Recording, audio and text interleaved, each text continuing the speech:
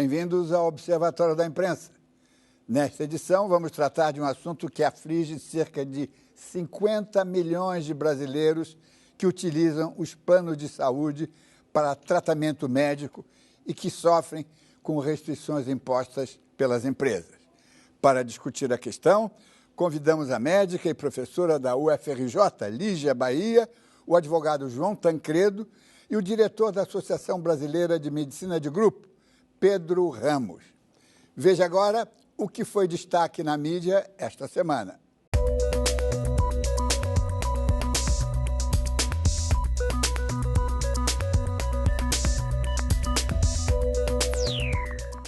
Eduardo Cunha, por enquanto presidente da Câmara, está sempre aprontando alguma perfídia. A mais recente pretende incomodar jornais e jornalistas. Sem qualquer aviso às lideranças, Cunha enfiou na pauta da Câmara e conseguiu a aprovação do projeto de lei que restabelece e normatiza o direito de resposta. Quer vingar-se dos recentes vazamentos na imprensa que escancararam as propinas que recebeu e as movimentações de suas contas secretas no exterior. O esperto parlamentar sabe perfeitamente que a proposta aprovada por seus fiéis aliados deverá seguir para o Senado, onde o seu poder é bem menor. Expert em burlas ao regimento da Câmara, o diligente Eduardo Cunha esqueceu de um detalhe. A matéria deveria ter sido apreciada antes pelo Conselho de Comunicação Social, órgão auxiliar do Congresso, e só depois levada a plenário para a votação. Cunha já adivinha o que espera, mas quer fazer muito barulho até o último minuto. O filósofo polonês Zygmunt Bauman é muito mais do que um fenômeno literário. É um milagre cultural, sobretudo porque ocorre no Brasil, onde tais milagres são muito raros. Sabemos que nos 27 anos em que ele é editado pela Zahar, produziu 35 títulos que, somados, venderam quase 600 mil exemplares.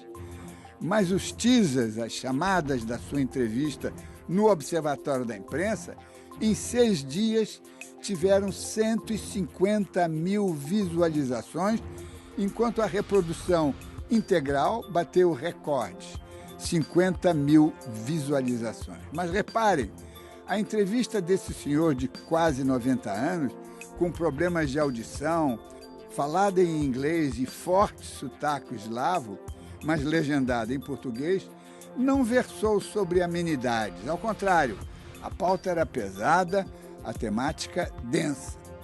Esta devoção e esse respeito às ideias e à figura de um pensador da modernidade, como Bauman, é um exemplo edificante da capacidade de resposta do público brasileiro aos estímulos intelectuais genuínos.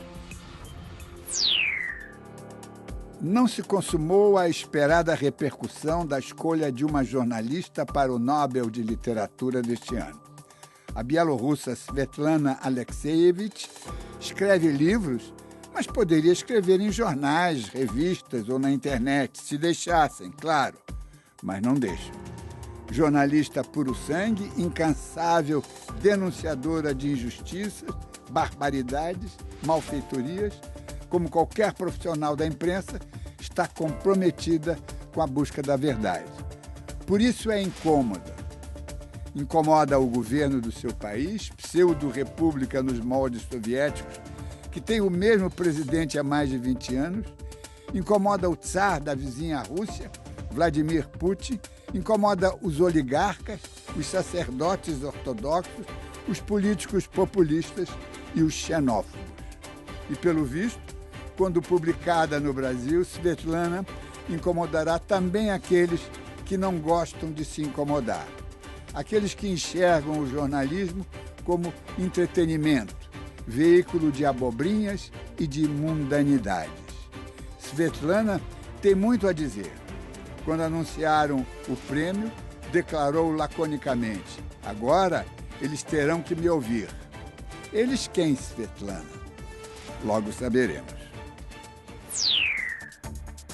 Lucas Mendes é o mais novo da lista de brasileiros escolhidos para receber o prestigiado Prêmio de Jornalismo Maria Moores Cabot, criado há 77 anos e concedido pela Universidade de Columbia, em Nova York. Com seus quase 50 anos de profissão, grande parte deles vividos em Nova York, o mineiro Lucas Mendes é um dos rostos mais conhecidos da TV brasileira. Primeiro como repórter da Globo, em seguida como comentarista e editor da Globo News, onde é o responsável pelo celebrado Manhattan Connection. No mesmo grupo de premiados está o americano Simon Romero, há 4 anos, chefe do escritório do New York Times no Rio de Janeiro e experimentado especialista em América Latina. Ele vai no mesmo caminho dos seus ilustres antecessores, como Alan Ryding, Warren Hodge e Larry Rotter. Você já pode participar do debate com o seu comentário através das nossas redes sociais no site do Observatório da Imprensa. Fascinado com pegadinhas, eletrizado pelo jogo de impugnações, o poder público esquece o principal, o interesse público. A cidadania começa a indignar-se, mas não com arranca-rabo entre governo e oposições. Ela está prestes a explodir por causa da inércia dos seus representantes e, principalmente, por causa da inércia das autoridades. A carestia preocupa, a recessão desespera, mas o que revolta é a omissão, a apatia, o volume dos impasses que se acumulam no fundo das gavetas. A pior das paralisias diz respeito à saúde. Conformada com as carências do SUS, a classe média foi obrigada a recorrer em massa aos planos de saúde privados.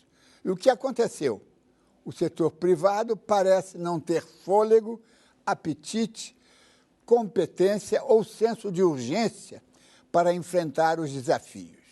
E o que está acontecendo? O mesmo que já aconteceu com a vida política.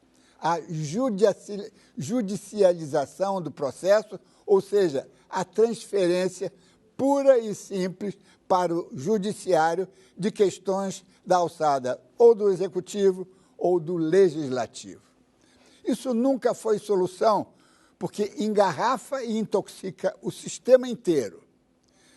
Proibir ações e cercear os direitos do cidadão, obrigar as empresas a fazer planos para todos os empregados, só aumentará a desconfiança do eleitor com os congressistas que financiam suas campanhas com doações dos lobbies ou grupos que atendem cerca de 50 milhões de brasileiros. Este Observatório da Imprensa não é tribunal, é um fórum, um ponto de observação, um posto de escuta, que falem as partes, porque elas estão aqui. Uma pesquisa realizada recentemente pelo Instituto Datafolha revelou que 54% dos entrevistados consideram os serviços públicos de saúde no Brasil ruins ou péssimos. 58% das pessoas que aguardam para marcar uma consulta ou uma cirurgia contaram que o tempo de espera gira em torno de 6 meses. Nos casos mais complexos, esse prazo pode ultrapassar 1 ano. O estudo foi encomendado pelo Conselho Federal de Medicina. O Ministério da Saúde se defendeu, informando que no ano passado investiu 20 bilhões de reais nas unidades básicas de saúde. Segundo o governo federal, elas conseguem resolver 80% dos casos que recebem. O artigo 5º da Constituição Federal considera a saúde um direito protegido por uma cláusula pétrea, né? Em contrapartida, qual a posição do Estado? A posição do Estado é de omissão. Você vai no Instituto de Ortopedia, você vai ver o drama que é você ser atendido lá. E o sistema público de saúde, nós já sabemos que é caótico quando ele não é simplesmente inoperante. Devido aos problemas na rede pública, muitos brasileiros recorrem aos planos de saúde privados. Só que os consumidores reclamam de preços abusivos e de falhas na prestação de serviços. Às vezes, é necessário recorrer à justiça para garantir uma internação ou um tratamento específico. O cidadão, né, que está protegido por um Código de Defesa do Consumidor, ele não tem amparo. Por quê? Há uma omissão na agência reguladora a quem cabe fazer esse papel político e jurídico, né, de regulamentar, fiscalizar e impor o cumprimento dessa política que deveria partir do próprio Estado. Agora o governo federal estuda uma proposta que vai limitar os recursos no Poder Judiciário. Caso ela seja aprovada, ninguém poderá entrar com uma ação solicitando tratamentos e medicamentos que não são oferecidos pelo Sistema Único de Saúde. Na prática, você está tirando um direito básico do cidadão de recorrer à justiça para fazer valer um direito dele em benefício de uma empresa que não quer, enfim, cumprir com uma obrigação contratual dela. Me parece que seria flagrantemente inconstitucional, porque um dos fundamentos da ordem constitucional é a possibilidade da lesão ou da ameaça de lesão a direito ser submetida ao Poder Judiciário. Uma proposta de emenda constitucional apresentada pelo presidente da Câmara, Eduardo Cunha, também causa polêmica no Congresso. Ela prevê que todos os patrões passem a pagar planos de saúde para os funcionários. A aprovação do projeto iria multiplicar a venda de planos. As empresas de saúde privada, que seriam beneficiadas com a nova lei, doaram quase 55 milhões de reais para as campanhas de políticos de diversos partidos na última eleição. 60 candidatos que receberam este apoio foram eleitos. Os planos de saúde são hoje um dos setores que mais contribuem com campanhas eleitorais. A gente costuma prestar muita atenção nos bancos, nas empreiteiras, mas esse setor da saúde privada deu só em 2014 55 milhões de reais, Caixa 1, né, dinheiro declarado, para políticos de diversos partidos. E, enfim, o resultado disso é que eles conseguem manter uma influência em todos os governos, conseguem ter uma influência no parlamento, gente que ouve as demandas, enfim, representa os interesses dele no Congresso. Como se diz por aí, não existe almoço grátis. Se a empresa se coloca na posição de credora de um favor, porque ela fez uma doação para um político, é natural que, de alguma forma, ela vai exigir uma contrapartida. Quando eu terminei o editorial, eu disse que as partes estavam representadas aqui. Acontece que uma das partes, que eu reputo importantíssimo, que é a agência reguladora ANS, ela convidada, ela não manifestou interesse. Ela poderia, inclusive, vir ao vivo ou então dar um depoimento gravado. Ela diz que já regula os planos individuais a partir da Lei Federal de 98, a Lei 9656, e sobre a oferta de planos individuais, a entidade alega que mais de 1.100.000 operadoras no país oferecem diversos tipos de planos, incluindo planos individuais. Eu acho que aí tem uma escamoteação e sobre isso é que nós vamos falar. Professora Lígia Bahia, como é que nós rapidamente podemos dar uma visão geral desse drama, dessa aflição nacional? Pois é, obrigada pelo convite, muito obrigada mesmo, uma honra estar aqui no programa. É uma tensão porque o Brasil não tem renda, o Brasil não é um país que tenha renda capaz de sustentar um mercado com mais de 50 milhões de pessoas com planos de saúde. Isso é uma jabuticaba. Nós somos o segundo maior mercado de plano de saúde do mundo. Veja, e não somos o segundo maior PIB do mundo. Então, esse é um problema que tem que ser equacionado deste modo que nós queremos como sociedade. Nós queremos um sistema desigual que confirme a nossa desigualdade, pessoas com planos, pessoas sem planos, pessoas com planos bons, pessoas com planos ruins, ou nós queremos o SUS que foi aprovado na Constituição de 88. Isso não está claro. Não é, na realidade, o que a gente tem percebido é um movimento de estratégias que são quase individuais, particulares, de associações, de sindicatos, de tentarem, de alguma maneira, sobreviver fora do SUS. Não tem dado certo. Na realidade, está claro isso, as empresas vão à falência, não vendem planos individuais, os preços ficam cada vez mais salgados, eles ficam impossíveis de serem pagos pelos orçamentos das famílias e pelas empresas empregadoras, e a gente tem aí um dilema, que o dilema é para onde vamos? Ou vamos para o SUS, ou vamos para um sistema privado que é do salve-se quem puder. Que, na realidade, um pouco, é mais ou menos isso, é esse cenário no qual nós estamos nesse momento. Nesse momento fica bem claro que, com o desemprego, com a recessão, com a economia do país travada, a alternativa não é o plano privado de saúde. Entretanto, nós temos uma política de ajuste fiscal que está penalizando o SUS enormemente.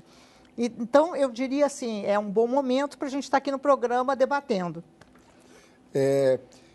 Doutor Pedro Ramos, que representa a Associação Brasileira de Medicina de Grupo, né? Queria ouvir a sua opinião sobre esse enfoque, né? Sobre essa visão transversal do problema. Diniz, primeiro, obrigado pelo convite. Saúdo aqui a brilhante professora Lígia Bahia, ao nosso colega João Tancredo. Você fez no seu editorial alguns comentários, eu queria fazer algumas ponderações. Professora, a senhora acabou de falar uma coisa muito interessante, acabou o dinheiro. O ex-ministro da Saúde, ao sair, disse que em setembro o caixa do SUS estava zerado. O cobertor é pequeno. Agora, existe uma responsabilidade nesta situação que nós estamos vivendo. Esses últimos 10 anos de agência nacional, com o governo interferindo numa agência que deveria ser de Estado, essa agência sucateou, destruiu os planos de saúde. Não é possível uma coisa chamada rol de procedimentos, num país onde não tem água e esgoto, a agência querer trazer tecnologias do primeiro mundo. Não é possível que nós vamos continuar aceitando o Antônio Brito, que representa a indústria farmacêutica, afirmar que se nós não incorporarmos as novas tecnologias, ele vai judicializar. Esse tema da judicialização foi a Abrange que trouxe esse ano com o evento que nós fizemos com a presença do ministro Lewandowski. Nós temos que ter uma solução. A saúde do Brasil está em crise. Os planos de saúde estão sucateados por culpa da agência e por culpa do governo. Nós temos que atender uma população de 50 milhões de habitantes. Vamos atingir nossos compromissos. Agora, nós temos uma pesquisa do IBOP que diz, pesquisa recente, 85% dos usuários de plano de saúde aprovam e elogiam o plano de saúde pelo atendimento. Nós não podemos pegar fatos pontuais para discutir e para falar mal de um plano de saúde. Nós cansamos, nós do nosso setor, de ser a Geni do mercado. A vida inteira todo mundo bateu na Geni, mas usou a Geni. Agora nós queremos uma discussão franca, positiva. E quem está fazendo isso somos nós. Ao invés de ficar falando da vida dos empresários, da vida das pessoas, nós estamos denunciando e trabalhando uma coisa na saúde no Brasil que se chama desperdício. 25% do que se gasta na saúde hoje do Brasil é desperdício.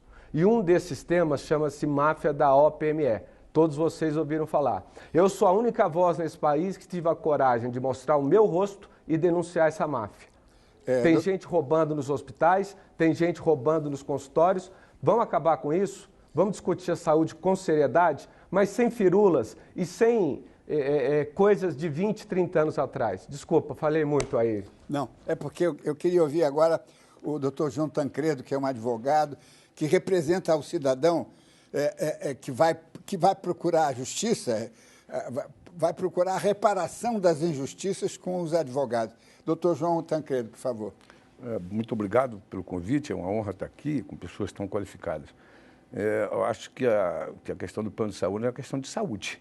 Está doente, evidentemente doente. Não é razoável, que é verdade que tem uma parte, professor, concordo que estamos com tratamento de Geni, mas essa Geni não está perdendo nada. O fato é esse, né? Tem uma gente perdendo e não é rigorosamente a Geni. Não é razoável que tantas pessoas estejam pagando caro por planos e não sendo atendidos. Em algumas hipóteses, nós temos exemplos que são piores do que o tratamento de saúde. Isso é fato. A gente tem que começar a rever esse conjunto. Isso é que a gente precisa repensar. Hoje, as demandas judiciais, assim, o aumento é grave, é vertiginoso por conta do descaso. E muito do desrespeito ao consumidor é porque algumas pessoas não vão ao judiciário. Isso aqui é verdadeiro. Então, se todos não vão, já vale a pena negar o tratamento. Porque ele vai acabar dando um jeito, ou indo para o SUS, ou não vai fazer nada, não vai ao judiciário, porque a máxima é que entrar no judiciário é fácil, sair é que é difícil, isso é verdadeiro. Então, a gente fica, você faz de conta que faz, eu faço de conta que recebo, e a saúde está esse cais. A responsabilização, eu acho que a gente precisa repensar a saúde como um todo. Se nós queremos avançar nesse ponto, eu acho que a saúde pública é o que vai conseguir caminhar. Nós temos que parar de bater na saúde pública e reconstruir a saúde pública. Eu acho que isso é importante. Vamos fazer uma pequena pausa agora, já ouvimos as partes, o Observatório da Imprensa volta em instantes.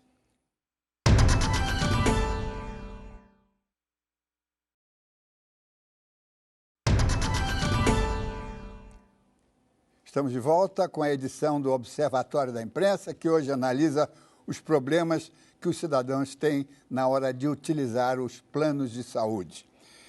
Em primeiro lugar, eu queria dizer, e aí entramos um pouquinho no foco do nosso programa, é o papel da imprensa nessa história toda, não é? A imprensa tem feito o que pode, mas ela própria sofre os efeitos dessa luta de poderes e de interesses, e ela tem falado pouco, a não ser algumas vozes individuais. Tivemos grande dificuldade de ouvir jornalistas que quisessem dar a cara, porque os jornais não querem sofrer restrições posteriores das empresas de saúde ou dos grandes lobbies ou assim por diante. Então, esse é um problema triplamente complicado e por isso que estamos fazendo tudo com cuidado para que, pelo menos as pessoas, você, cidadão, fique informado de todas as dificuldades. Lígia, por favor. Não, é um tema muito difícil mesmo, inclusive porque nós temos medo, nós cidadãos temos medo de nos opormos a qualquer assunto que seja da saúde, porque nós podemos ficar doentes e nós dependemos, muitos de nós dependem dessas empresas, nós temos os planos de saúde dessas empresas, outros de nós dependemos de médicos, então sempre o tema da saúde ele é muito tenso no mundo inteiro. Claro. E isso ocorre na imprensa mundial. Mas eu diria que é hora da gente tentar um pouco colocar os pontos nos is, né? Então, o ponto no i que tem que ser colocado no Brasil é que, na realidade, o sistema privado não é melhor do que o público. Por que as pessoas querem ter plano de saúde? Porque se promete que o plano de saúde terá alta tecnologia, que o plano de saúde vai pegar de helicóptero, que o plano de saúde, que o SUS é ruim. Não é? Então, isso tem sido reiterado ao longo do tempo, quando, na realidade, não é bem assim. No mundo inteiro, os melhores sistemas são os sistemas públicos, não são os sistemas privados. E isso não está em cima da mesa no Brasil. E, infelizmente, a gente não consegue ter esse é o debate. Qual é o melhor sistema de saúde para o Brasil? Qual é o projeto nacional que nós temos para a saúde no Brasil? Como é que nós vamos tratar os cânceres? Como é que nós vamos tratar a epidemia de obesidade? Como é que nós vamos tratar a epidemia da violência? Como é que nós vamos resolver o problema que ontem foi aprovado na Câmara, que o aborto está criminalizado?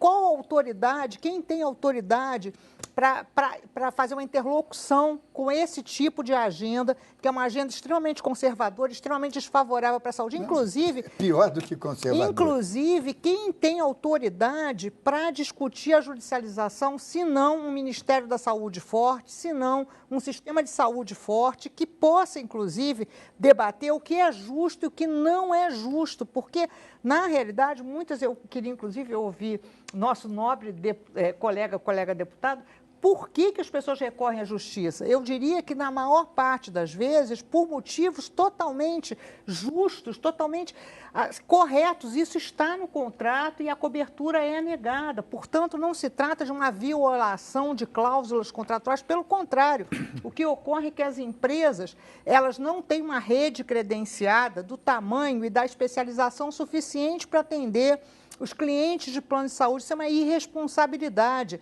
Essas empresas quebram, deixam na chuva idosos, porque o que ocorre é que há uma compra de carteiras darwiniana.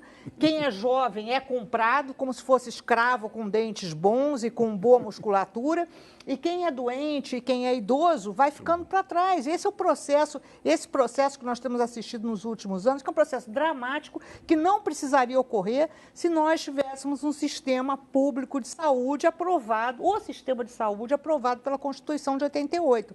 Então, eu concordo, queria fazer coro, dizer que eu penso que o debate é o SUS, mais do que nunca o debate é o SUS, porque vai ficando claro que no mundo inteiro a alternativa a plano de saúde, inclusive com o Obamacare, não é? Por que existe o Obamacare? Por que se nem os Estados Unidos conseguiram manter um sistema baseado em plano privado de saúde, quanto mais nós, que somos um país que, por mais que a gente adore o nosso país, nós adoramos o Brasil, mas o Brasil é um país capitalista periférico.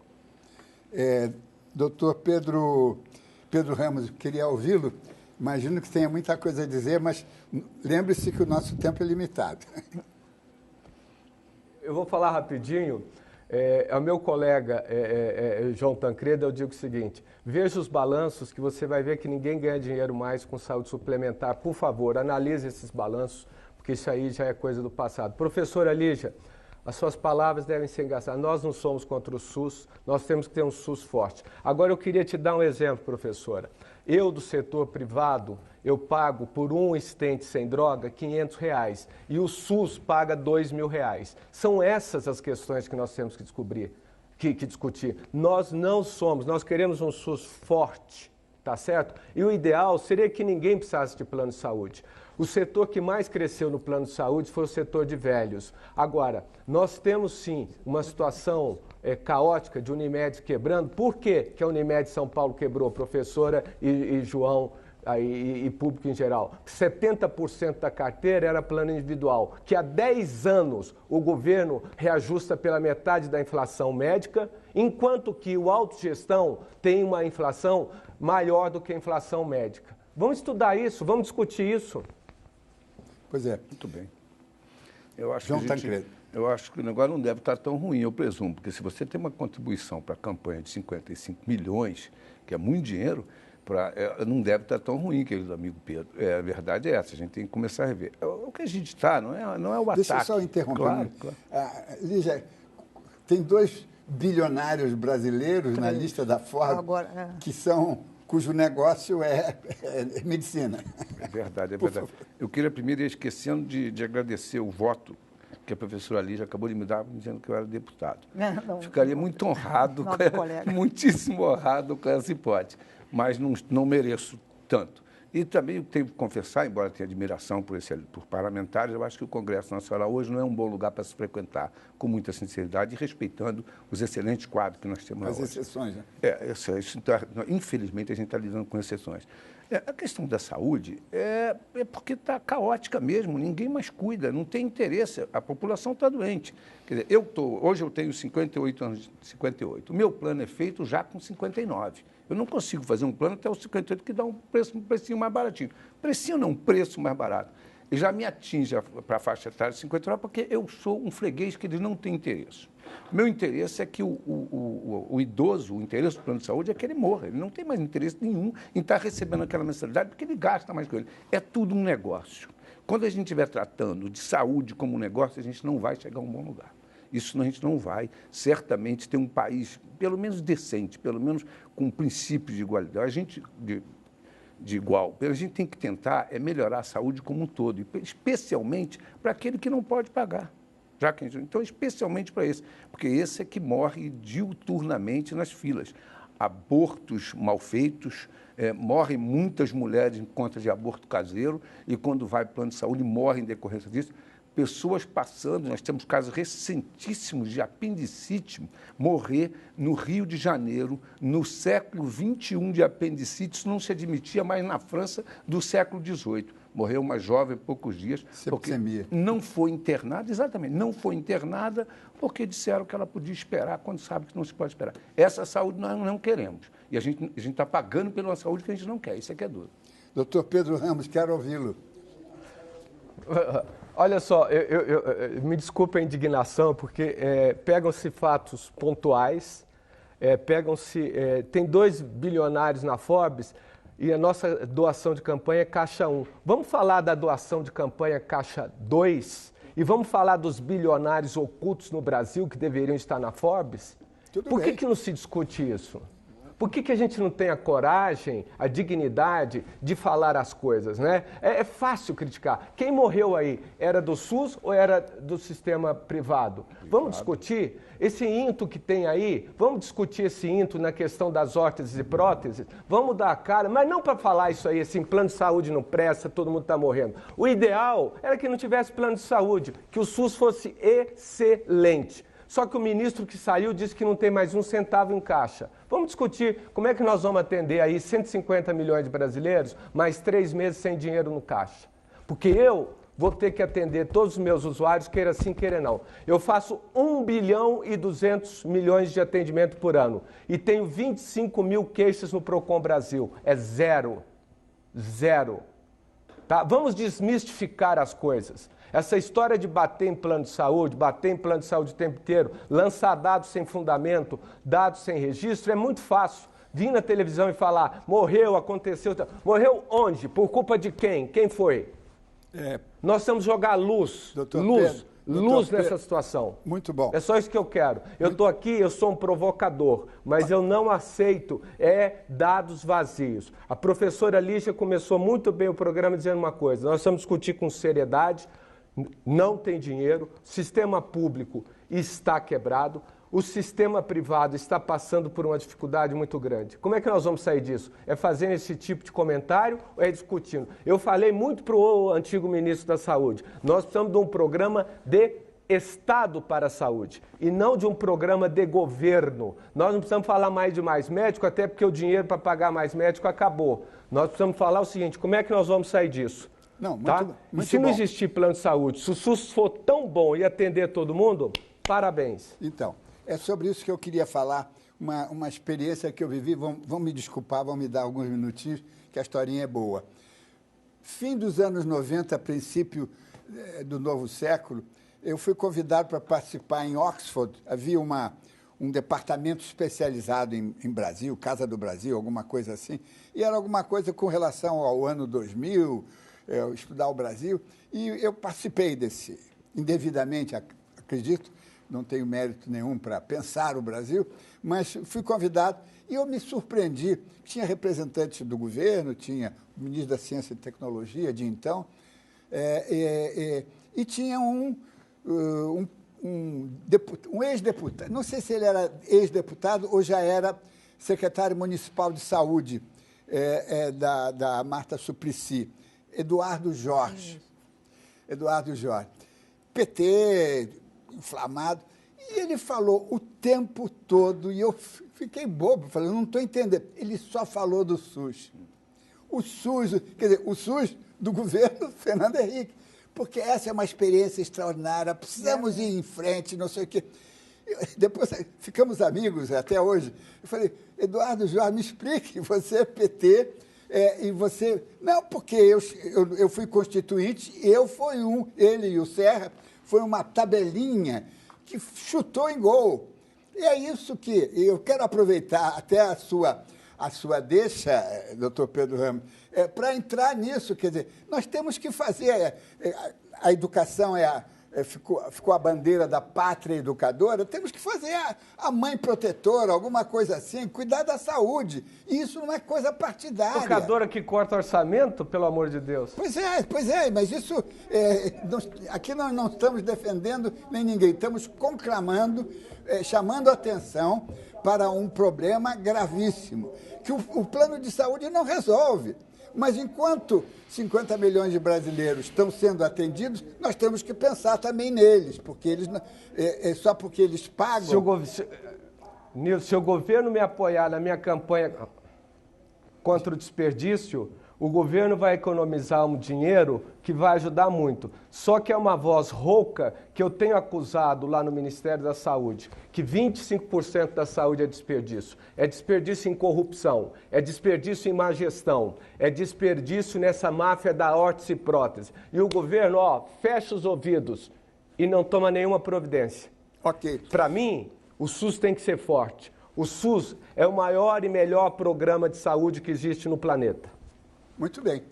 Vamos aproveitar e fazer um breve intervalo e o Observatório da Imprensa volta logo depois do intervalo.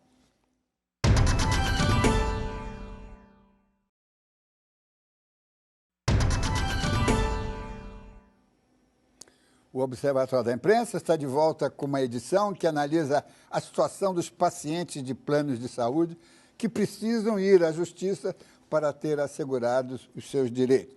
Eu só queria lembrar, antes de dar a palavra aqui para o João Tancredo, que isso aqui não é um tribunal.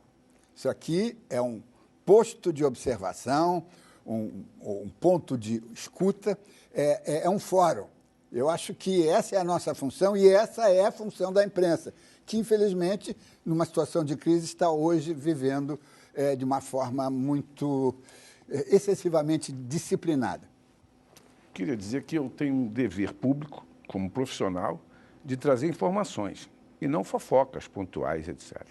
Quando eu faço a referência a uma moça que não foi atendida, que morreu em decorrência disso, estou falando da Unimed, estou falando de Ana Carolina, que morreu, uma moça de 22 anos que morreu no ano passado por não atendimento no hospital da rede Unimed. Então, isso é uma informação, isso não é leviandade. Eu acho que isso é importante a gente se separar, porque este é o nosso dever público de esclarecimento. Não poderia deixar sem esclarecer isso. Professora Lígia Bahia, e o que a gente pode fazer com o SUS nesse momento, hoje, agora, amanhã? Então, o que a gente pode fazer? Assim, impedir que a tesoura do ajuste fiscal venha em cima do SUS. Isso é a nossa luta nesse momento. Isso não aconteceu ainda e pode não acontecer. Ao contrário do que o doutor Pedro sugere, é justamente o contrário. Quem não tem possibilidade de resolver o problema financeiro é exatamente o setor privado. Ele não tem possibilidade. Por quê? Porque há um pagamento pelo plano, que é aquele pagamento. Os governos não. Os governos podem tirar de uma parte do orçamento, colocar em outra, fazer tributação de grandes fortunas, podem inventar novas fontes de financiamento, ou, ao contrário, podem redistribuir essas fontes de financiamento. Não há nada, não há um destino malévolo sobre a nossa cabeça que impeça que o SUS seja um excelente sistema. É o contrário, é preciso acreditar nisso, é para esse caminho que nós temos que ir. Então, nesse momento, é muito importante que a gente seja contra a incidência do ajuste fiscal nas políticas sociais. Não é possível que a gente retroceda. Quer dizer, temos que fazer o que fez o Eduardo Jorge. Exatamente. No passado. Mas eu acho que, doutor Pedro Ramos, não estou desestimulando o debate, mas eu acho que a tarefa nossa é chamar a atenção. Quer dizer, o poder público é que tem que se mexer. Claro que sim. Né? Quero ouvi-lo sobre isso. Diniz, eu queria te falar uma coisa. Essa questão de judicialização, há 10 anos atrás, o SUS era obrigado a dar procedimentos não cobertos, ele gastava 100 milhões por ano. Este ano passado, ele gastou 1 bilhão. Nós tomamos uma iniciativa aqui em São Paulo, no NAT, criar um fórum ali, um núcleo de mediação para diminuir a judicialização, para evitar que fique dando direitos que não foram contratados, ou tecnologias, ou tratamentos que a Anvisa ainda nem aprovou no Brasil. Você sabe quem foi contra? Os advogados. Nós temos uma categoria hoje no Brasil, e eu sou advogado, eu posso falar. Quando eu entrei na faculdade de Direito, minha mãe disse uma coisa: não seja advogado de porta de cadeia. Só que hoje existe uma coisa chamada advogado de porta de hospital. A maioria das liminares que são dadas contra SUS e plano de saúde são liminares caras, e são em hospitais caros, e são por bons hospitais que estão de frente aos hospitais, tá certo? É isso que nós temos que combater. Agora, com relação ao SUS, professora Lígia, a senhora entende muito mais que eu, A senhora é uma especialista, eu me encurvo à sua opinião, acho que a senhora entende. E o Estado realmente pode tudo, ele tributa, ele aumenta imposto, não é verdade? Ele criou esse problema do represamento da energia elétrica que nós estamos pagando, ele quebrou as companhias aéreas por conta de não reajustar os preços adequados. Agora, professora, eu lhe digo uma coisa, os compromissos que nós temos com os nossos beneficiários, nós vamos cumprir todos, desde que eles estejam nos contratos e desde que eles não sejam liminares concedidas na sexta-feira. Faça um estudo das liminares no Brasil. Elas são concedidas na sexta-feira, na última hora, ou aí no Rio de Janeiro, no plantão judiciário, com parecer médico, às vezes falso, dizendo que se o cara não se submeter a uma cirurgia no sábado de manhã, ele morre. Nós temos que combater isso. E isso, o secretário de Saúde do Rio de Janeiro me disse, isso aí me atinge. Eu tenho sofrido com isso aqui também no Rio de Janeiro, no setor público. Doutor Pedro, o que ajudar o setor público vai ajudar o setor privado. Claro.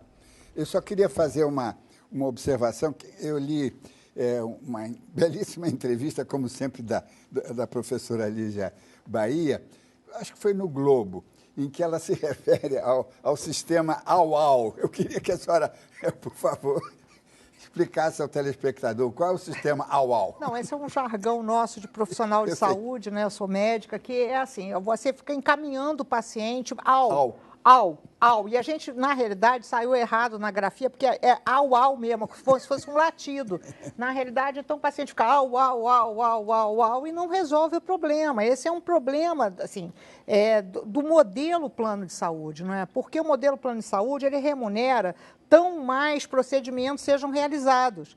Então, isso, claro, para que o médico ele tem uma remuneração, ele tem que atender num determinado tempo. Então, isso estimula esse encaminhamento ao UAU, de maneira que ninguém nunca é responsável pelo conjunto do atendimento que gera essa grande indignação, porque as pessoas não olham na cara, né? Qual é a principal reclamação? Eu fui ao médico, mas ele não olhou na minha cara. Eu fui ao médico, ele não viu meus exames. Eu fui ao médico, ele não sabe a minha história. Isso tem acontecido o tempo todo. Então, o que nós temos dito, nós especialistas em sistemas de saúde, é que o problema não é se é público ou se é privado. Na realidade, nós temos que ter um sistema de saúde que tenha coordenação, que tenha responsabilidade, que as pessoas saibam, que os cidadãos saibam quem é responsável pela sua saúde. Na realidade, no sistema UAU, o que ocorre é que o paciente ele leva aquele seu indefectível saquinho ou sacão. A vida dele está naquele saco de exames. Cheio de ele exames. despeja aquele saco de exames, o médico não tem paciência para ver aquele saco de exames, mas aí pede mais exames. Então não é um problema de desperdício, Pedro, é um problema do modelo do sistema, que na realidade, nos sistemas públicos universais, está claramente resolvido.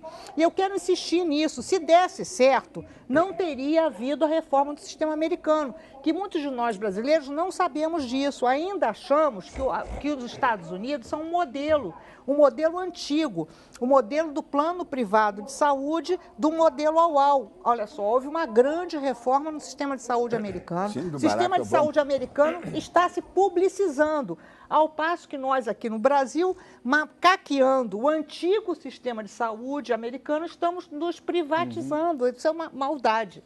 Pedro Ramos.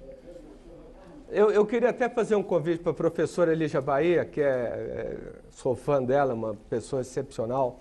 Nós estamos elegendo, nós da Abrange, e com o apoio da FENA Saúde também, o ano de 2016, o ano que nós vamos discutir modelo de remuneração, professora. A senhora tem toda a razão.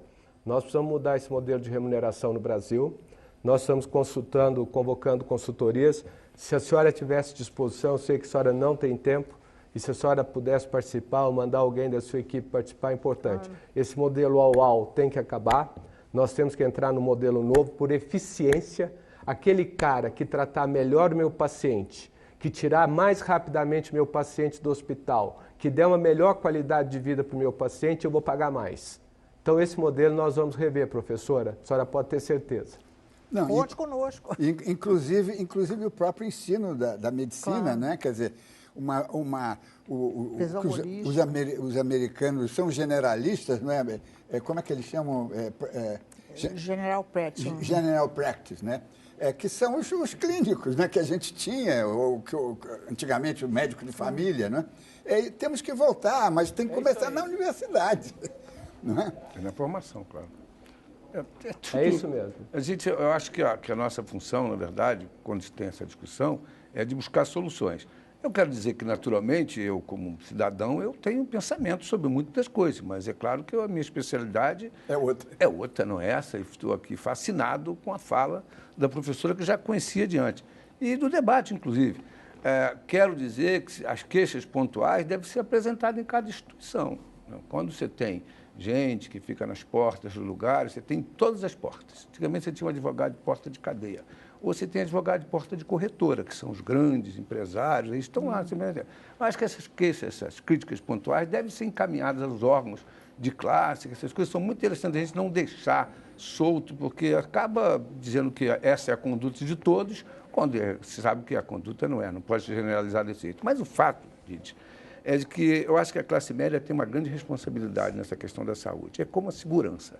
Alguns se trancam em grandes condomínios ricos e deixam do lado de fora o que está acontecendo, né? Então, você cria grandes condomínios dentro de áreas miseráveis e ali você tem câmara, segurança, tudo, você tem uma garantia. Mentira, você não tem garantia nenhuma porque você tem que sair daquele lugar. Você tem que sair dali.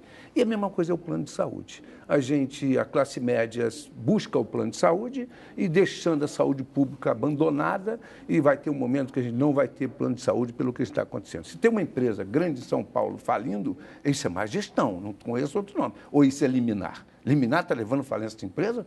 Eu acho até que é o contrário. O judiciário se presta muito a atender essas empresas, ao contrário.